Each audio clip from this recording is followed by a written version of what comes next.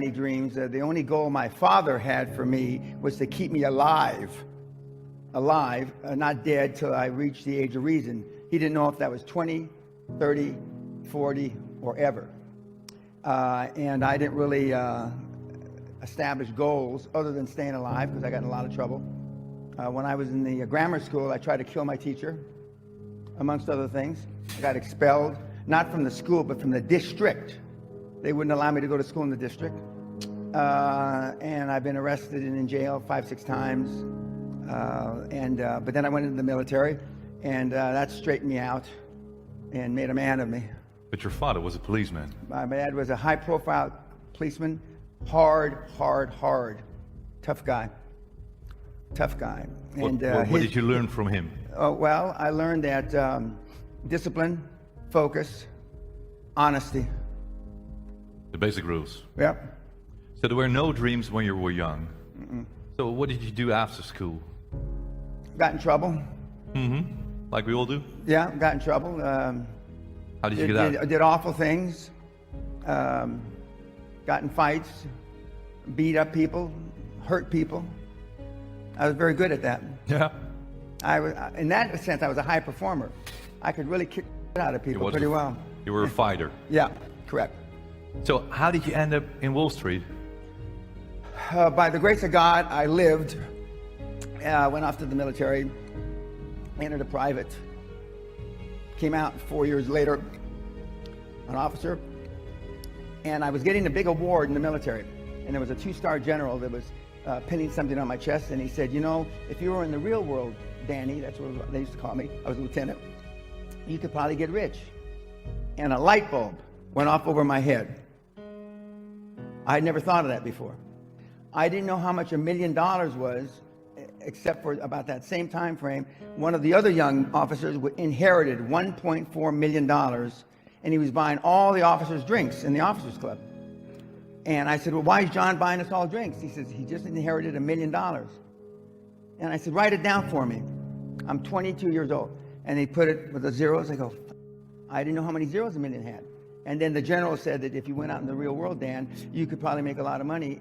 I then, within a week, I took action.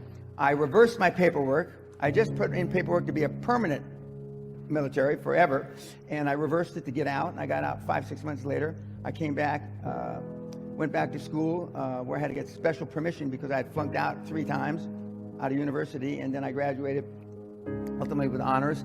And I wanted to go where the action was. And the action in those days, and this was in 1972, was on Wall Street. But most of you don't have, and I say generally speaking, most of you don't have faith in yourselves because you got low self-esteem, no self-confidence. You look like you dress like and you blame it on the 21st century, the reason why you dress the way you do. 25 years ago, if you come to a seminar like this, you'd all be wearing suit and tie. 40 years ago, the women would be wearing hats.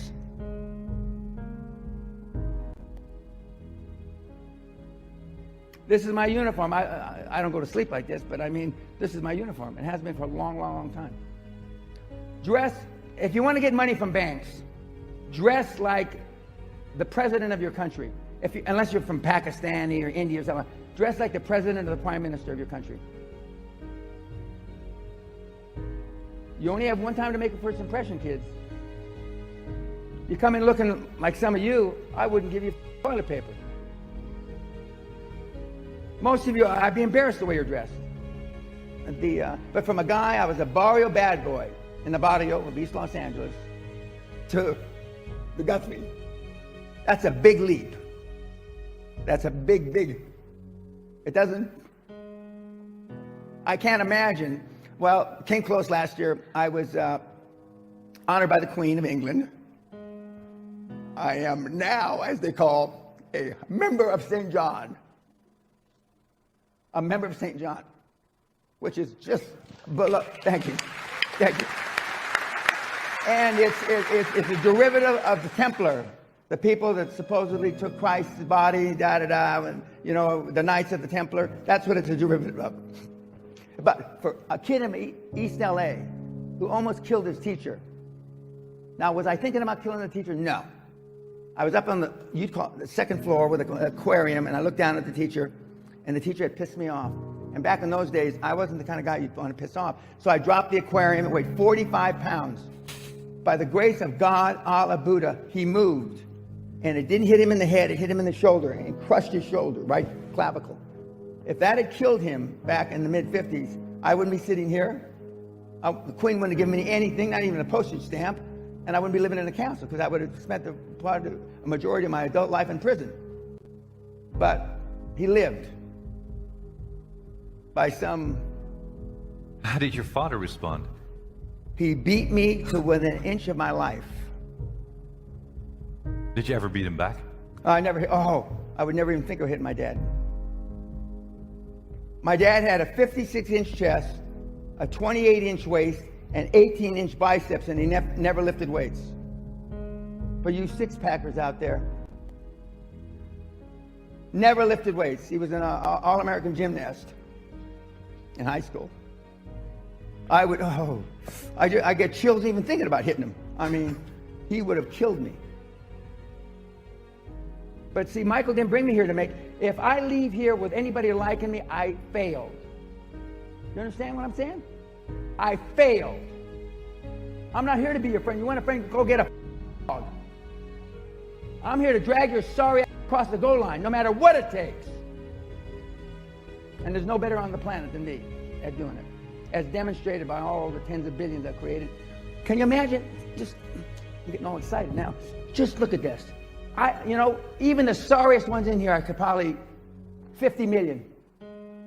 And there's a couple of billionaires out there. I got to strain to find one, but I mean, there are. The odds are there's at least 2 or 3 billionaires in this room. To be. Potentially. Yes, sir. Potentially. 2 or 3. But would those 2 or 3 make the sacrifices necessary? What is necessary? What's the best advice? How to do it? The best advice is find something you love. Find something that can change 1 billion lives. Zuckerberg is a classic example. He changed more than 1 billion lives. Added value. Correct. Added value, you change, you make 1 billion lives better, potentially. You may not get to 1 billion people, but potentially you can make 1 billion lives better. And the odds have just gone